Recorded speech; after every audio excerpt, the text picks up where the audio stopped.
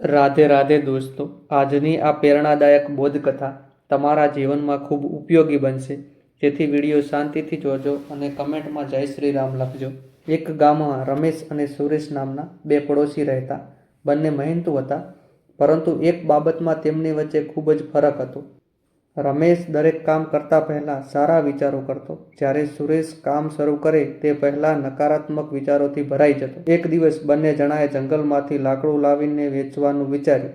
સુરેશ બોલ્યો, અરે ત્યાં તો જંગલી જાનવર હશે, વરસાદ આવશે, કંઈક નુકસાન થશે તો?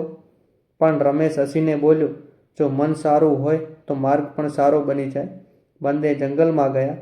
સુરેશ ડરતો હતો, તેથી તે બહુ ઓછું લાકડું લાવી શક્યો. રમેશ આત્મવિશ્વાસ સાથે ગયો, સારી રીતે કામ કર્યું અને વહેલો પાછો આવી ગયો. તેનું વેચાણ પણ સારું કર્યું. સાંજે બંને મળ્યા. સુરેશ બોલ્યો, તું હંમેશા કેમ જીતે છે? રમેશે મમતાભર્યું સ્મિત કરી બોલ્યો, વિચાર સારા હોય તો પરિણામ પણ સારું જ મળે. આ બોધકથા પરથી આપને બોધપાઠ એ મળે, જીવનમાં સારા વિચારો રાખશો તો કર્મ સારા થશે અને પરિણામ પણ ઉત્તમ મળશે.